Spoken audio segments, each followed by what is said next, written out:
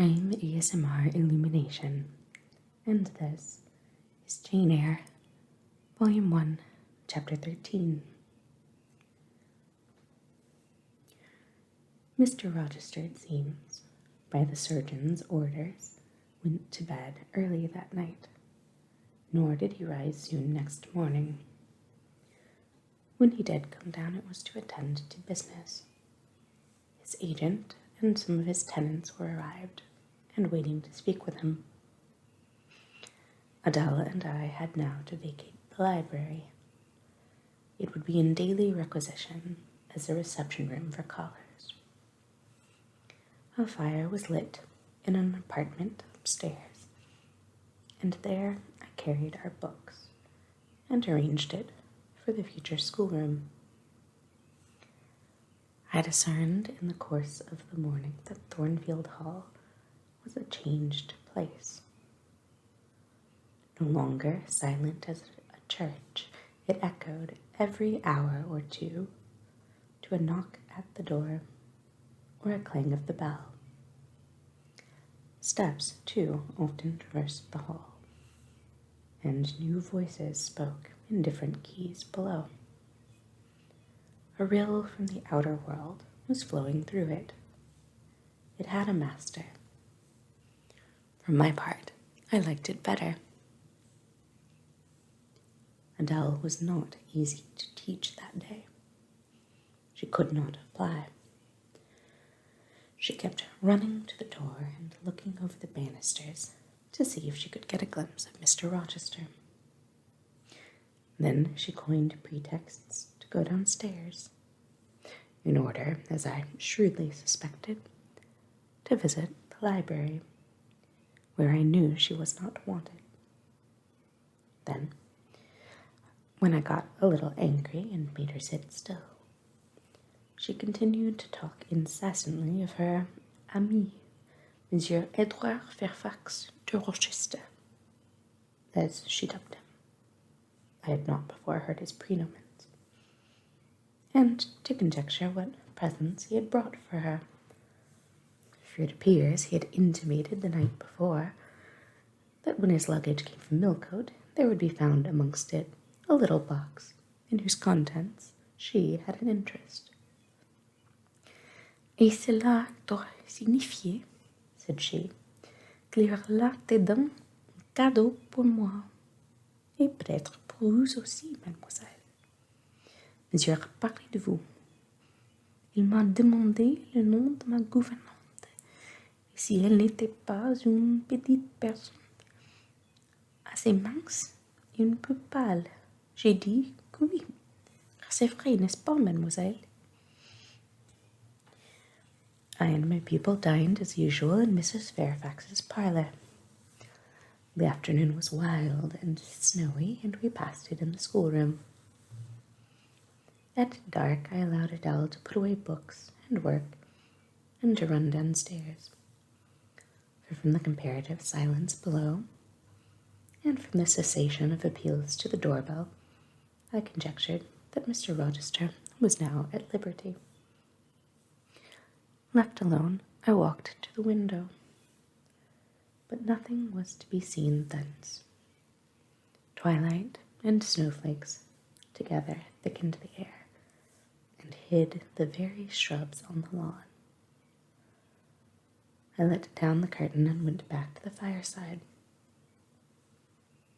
In the clear embers, I was tracing a view, not unlike a picture I remembered to have seen of the castle of Heidelberg on the Rhine, when Mrs. Fairfax came in, breaking up by her entrance the fiery mosaic I had been piecing together,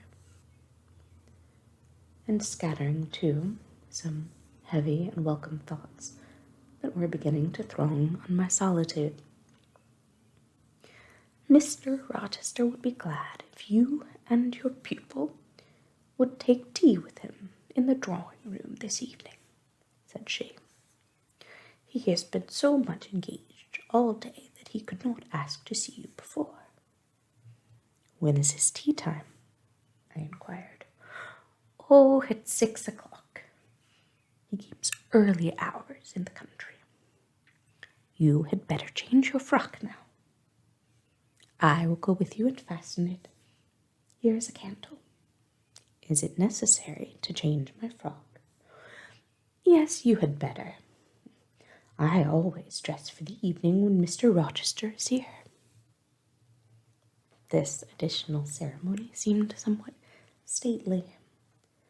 However, I repaired to my room, and with Mrs. Fairfax's aid replaced my black stuff dress by one of black silk, the best and the only additional one I had, except one of light grey, which, in my lowered notions of the toilette, I thought too fine to be worn except on first-rate occasions. You want a brooch, said Mrs. Fairfax. I had a single little pearl ornament, which Miss Temple gave me as a parting keepsake. I put it on, and then we went downstairs. Unused as I was to strangers, it was rather a trial to appear thus formally summoned in Mr. Rochester's presence. I let Mrs. Fairfax precede me into the dining room, and kept in her shade as we crossed that apartment, and passing the arch, whose curtain was now dropped, entered the elegant recess beyond. 2 wax candles stood lighted on the table, and 2 on the mantelpiece. Basking in the light and heat of a superb fire lay Pilot. Adele knelt near him. Half reclined on a couch appeared Mr. Rochester, his foot supported by the cushion. He was looking at Adele and the dog. The fire shone full on his face. I knew my traveller, with his broad and jetty eyebrows, his square forehead made squarer by the horizontal sweep of his black hair. I recognized his decisive nose, more remarkable for character than beauty. His full nostrils denoting, I thought, choler. His grim mouth, chin, and jaw, yes, all 3 were very grim, and no mistake. His shape, now divested of cloak, I perceived harmonized in squareness with his physiognomy. I suppose it was a good figure in the athletic sense of the term, broad-chested and thin-flanked, though neither tall nor graceful. Mr. Rochester must have been aware of the entrance of Mrs. Fairfax and myself, but it appeared he was not in the mood to notice us, for he never lifted his head as we approached. "Here is Miss Eyre, sir," said Mrs. Fairfax in her quiet way. He bowed, still not taking his eyes from the group of a dog and a child. "Let Miss Eyre be seated," said he, and there was something in the forced, stiff bow, in the impatient yet formal tone, which seemed further to express, "What the deuce is it to me whether Miss Eyre be there or not? At this moment I am not disposed to accost her." I sat down quite disembarrassed. A reception of finished politeness would probably have confused me. I could not have returned or repaid it by answering grace and elegance on my part. But harsh caprice laid me under no obligation. On the contrary, a decent quiescence under the freak of manner gave me the advantage. Besides, the eccentricity of the proceeding was piquant. I felt interested to see how he would go on. He went on as a statue would. That is, he neither spoke nor moved. Mrs. Fairfax seemed to think it necessary that someone should be amiable, and she began to talk, kindly as usual, and as usual rather trite. She condoled with him on the pressure of business he had had all day, on the annoyance it must have been to him with that painful sprain, Then she commended his patience and perseverance in going through with it. "Madam, I should like some tea," was the sole rejoinder she got. She hastened to ring the bell, and when the tea tray came, she proceeded to arrange the cups, spoons, etc., with assiduous celerity. I and Adele went to the table, but the master did not leave his couch. "Will you hand Mr. Rochester's cup?" said Mrs. Fairfax to me. "Adele might perhaps spill it." I did, as requested. As he took the cup from my hand, Adele, thinking the moment propitious for making a request in my favour, cried out, "N'est-ce pas, monsieur, qu'il y a un cadeau pour Mademoiselle Eyre dans votre petit coffre?" "Who talks of cadeau?" said he, gruffly. "Did you expect a present, Miss Eyre? Are you fond of presents?" And he searched my face with eyes that I saw were dark, irate, and piercing. "I hardly know, sir. I have little experience of them. They are generally thought pleasant things." "Generally thought. But what do you think?" "I should be obliged to take time, sir, before I could give you an answer worthy of your acceptance. A present has many faces to it, has it not? And one should consider all before pronouncing an opinion as to its nature." "Miss Eyre, you are not so unsophisticated as Adele. She demands a cadeau clamorously the moment she sees me. You beat about the bush." "Because I have less confidence in my deserts than Adele has. She can prefer the claim of old acquaintance and the right to custom. For she says you have always been in the habit of giving her playthings. But if I had to make out a case, I should be puzzled, since I am a stranger and have done nothing to entitle me to an acknowledgment." "Oh, don't fall back on over-modesty. I have examined Adele and find you have taken great pains with her. She is not bright, she has no talents, yet in a short time she has made much improvement. Sir, you have now given me my cadeau. I am obliged to you. It is the meed teachers most covet, praise of their pupils' progress." "Humph," said Mr. Rochester, and he took his tea in silence. "Come to the fire," said the master, when the tray was taken away and Mrs. Fairfax had settled into a corner with her knitting. While Adele was leading me by the hand round the room, showing me the beautiful books and ornaments on the consoles and chiffoniers. We obeyed, as in duty bound. Adele wanted to take a seat on my knee, but she was ordered to amuse herself with Pilot. "You have been resident in my house 3 months." "Yes, sir." "And you come from Lowood School in Shire." "Ah, a charitable concern. How long were you there?"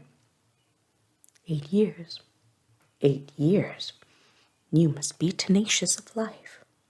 I thought half the time in such a place would have done up any constitution. No wonder you have rather the look of another world.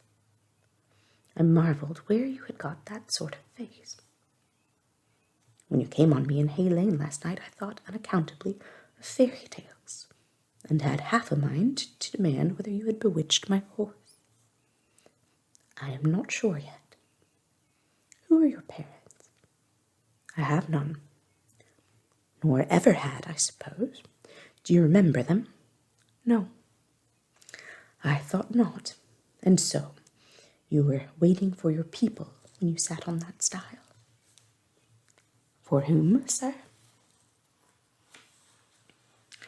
"For the men in green.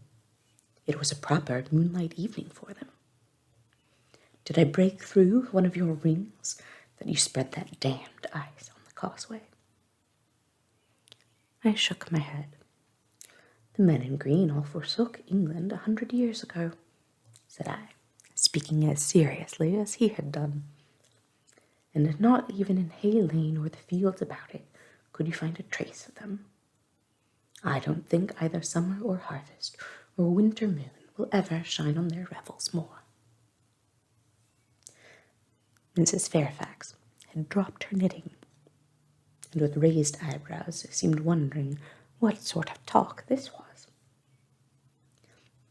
Well, resumed Mr. Rochester, if you disown parents, you must have some sort of kinsfolk. Uncles and aunts? No, none that I ever saw. And your home? I have none. Where do your brothers and sisters live? I have no brothers or sisters. Who recommended you to come here? I advertised, and Mrs. Fairfax answered my advertisement. Yes, said the good lady, who now knew what ground we were upon, and I am daily thankful for the choice Providence led me to make. Miss Eyre has been an invaluable companion to me, and a kind and careful teacher to Adele. Don't trouble yourself to give her a character, returned Mr. Rochester. Eulogiums will not bias me. I shall judge for myself. She began by felling my horse. Sir, said Mrs. Fairfax, I have to thank her for this spring. The widow looked bewildered. Miss Eyre, have you ever lived in a town? No, sir. Have you seen much society? None but the pupils and teachers of Lowood, and now the inmates of Thornfield. Have you read much? Only such books as came in my way, and they have not been numerous or very learned. You have lived the life of a nun. No doubt you are well drilled in religious forms. Brocklehurst, who I understand directs Lowood, is a parson, is he not? Yes, sir. And you girls probably worshipped him. Is a convent full of religieuses who would worship their director? Oh, no. You are very cool. No. What? A novice not worship her priest? That sounds blasphemous. I disliked Mr. Brocklehurst, and I was not alone in the feeling. He is a harsh man, at once pompous and meddling. He cut off our hair, and for economy's sake bought us bad needles and thread with which we could hardly sew. That was very false economy, remarked Mrs. Fairfax, who now again caught the drift of the dialogue. And was that the head and front of his fending? Demanded Mr. Rochester. He starved us when he had the sole superintendence of the provision department before the committee was appointed, and he bored us with long lectures once a week and with evening readings from books of his own inditing about sudden deaths and judgments, which made us afraid to go to bed. What age were you when you went to Lowood? About 10. And you stayed there 8 years. You are now then 18. I assented. Arithmetic, you see, is useful. Without its aid, I should hardly have been able to guess your age. It is a point difficult to fix where the features and countenance are so much at variance as in your case. And now what did you learn at Lowood? Can you play? A little. Of course, that is the established answer. Go into the library. I mean, if you please. Excuse my tone of command.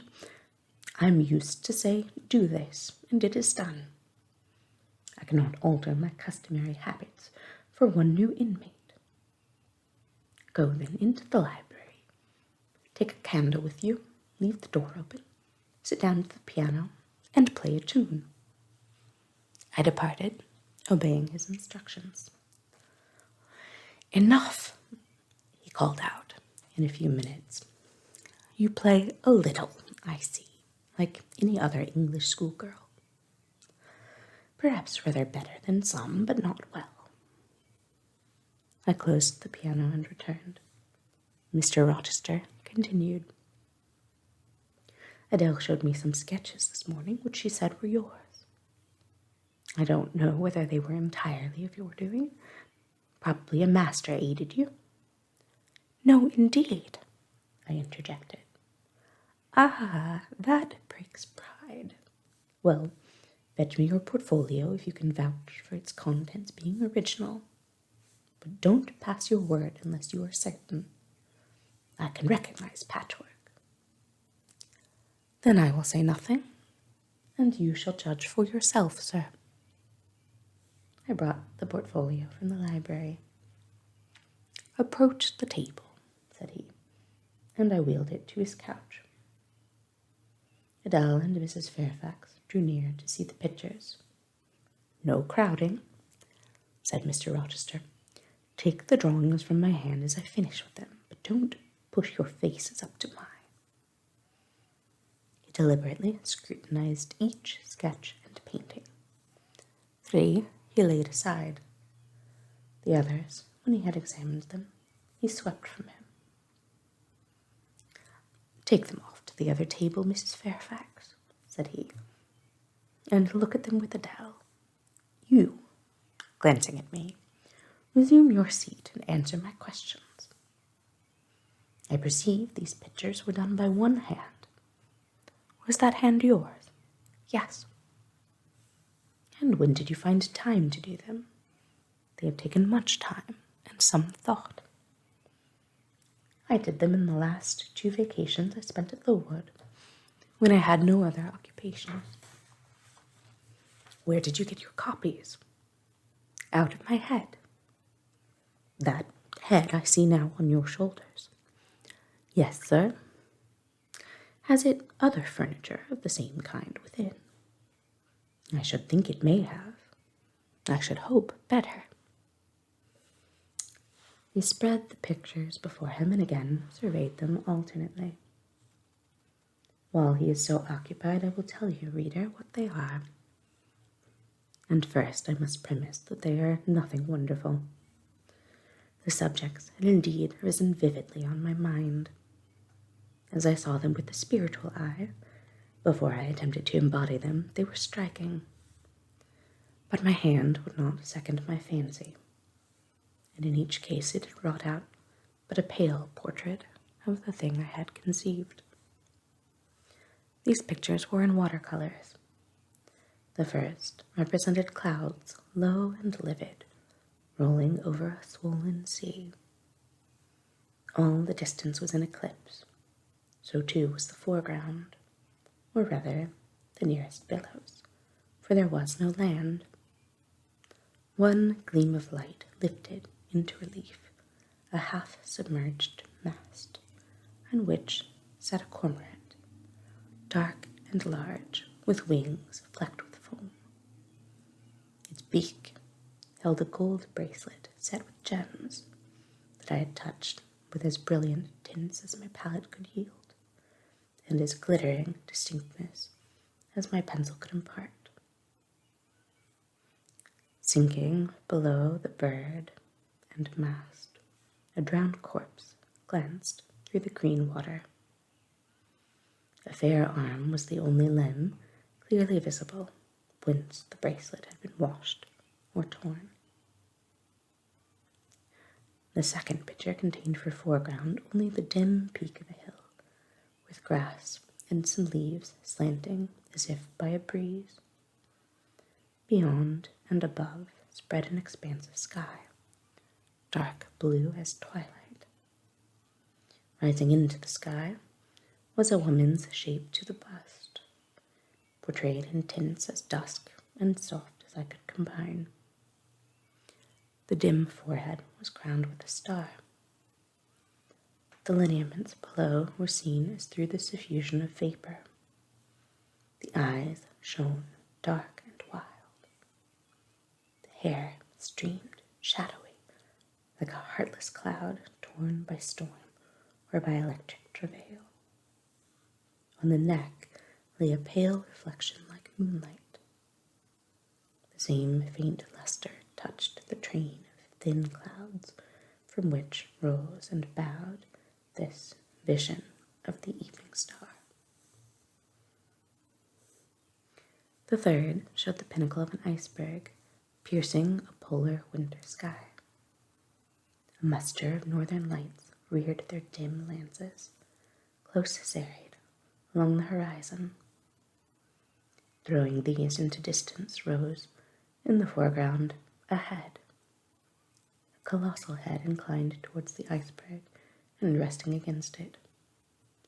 Two thin hands joined under the forehead and supporting it, drew up before the lower features a sable veil, a brow quite bloodless, white as bone, and an eye hollow and fixed, blank of meaning, but for the glassiness of despair alone were visible. Above the temples, amidst wreathed turban folds of black drapery, vague in its character and consistency as a cloud, gleamed a ring of white flame, gemmed with sparkles of more lurid tinge. This pale crescent was the likeness of a kingly crown. What it diademed was the shape, which shape had none. "Were you happy when you painted these pictures?" asked Mr. Rochester presently. "I was absorbed, sir, yes, and I was happy. To paint them, in short, was to enjoy one of the keenest pleasures I have ever known." "That is not saying much. Your pleasures, by your own account, have been few. But I dare say you did exist in a kind of artist's dreamland while you blent and arranged these strange tints.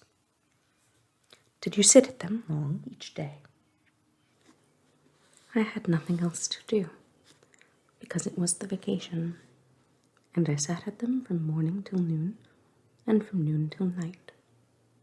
The length of the midsummer days favored my inclination to apply." "And you felt self-satisfied with the result of your ardent labors?" "Far from it. I was tormented by the contrast between my idea and my handiwork. In each case I had imagined something which I was quite powerless to realize." "Not quite. You have secured the shadow of your thought, but no more, probably. You had not enough of the artist's skill and science to give it full being. Yet the drawings are, for a schoolgirl, peculiar. As to the thoughts, they are elfish. These eyes in the evening star you must have seen in a dream. How could you make them look so clear and yet not at all brilliant? For the planet above quells their rays. And what meaning is that in their solemn depth? And who taught you to paint wind? There is a high gale in that sky and on this hilltop. Where did you see Latmos? For that is Latmos. There. Put the drawings away." I had scarce tied the strings of the portfolio when, looking at his watch, he said abruptly, "It is 9 o'clock. What are you about, Miss Eyre, to let Adele sit up so long? Take her to bed." Adele went to kiss him before quitting the room. He endured the caress, but scarcely seemed to relish it more than Pilate would have done, nor so much. "I wish you all good night now," said he, making a movement of the hand towards the door in token that he was tired of our company and wished to dismiss us. Mrs. Fairfax folded up her knitting. I took my portfolio. We curtsied to him, received a frigid bow in return, and so withdrew. "You said Mr. Rochester was not strikingly peculiar, Mrs. Fairfax," I observed when I rejoined her in her room after putting Adele to bed. "Well, is he? I think so. he is very changeful and abrupt. True, no doubt he may appear so to a stranger, but I am so accustomed to his manner I never think of it. And then, if he has peculiarities of temper, allowance should be made. Why? Partly because it is his nature, and we can none of us help our nature, and partly he has painful thoughts, no doubt, to harass him and make his spirits unequal. What about? Family troubles, for one thing. But he has no family. Not now, but he has had, or at least relatives. He lost his elder brother a few years since. His elder brother? Yes. The present Mr. Rochester has not been very long in possession of the property. Only about 9 years. 9 years is a tolerable time. Was he so very fond of his brother as to be still inconsolable for his loss? Why, no, perhaps not. I believe there was some misunderstandings between them. Mr. Roland Rochester was not quite just to Mr. Edward, and perhaps he prejudiced his father against him. The old gentleman was fond of money and anxious to keep the family estate together. He did not like to diminish the property by division, and yet he was anxious that Mr. Edward should have wealth too, to keep up the consequence of the name. And soon after he was of age, some steps were taken that were not quite fair and made a great deal of mischief. Old Mr. Rochester and Mr. Roland combined to bring Mr. Edward into what he considered a painful position for the sake of making his fortune.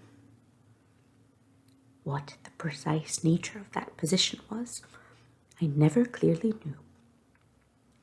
But his spirit could not brook what he had to suffer in it. He is not very forgiving.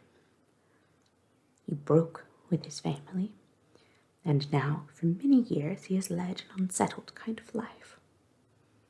I don't think he has ever been resident at Thornfield for a fortnight together since the death of his brother without a will left him master of the estate. And indeed no wonder he shunned the old place. Why should he shun it? Perhaps he thinks it gloomy. The answer was evasive. I should have liked something clearer, but Mrs. Fairfax either could not or would not give me more explicit information of the origin and nature of Mr. Rochester's trials. She averred they were a mystery to herself, and that what she knew was chiefly from conjecture. It was evident, indeed, that she wished me to drop the subject, which I did accordingly.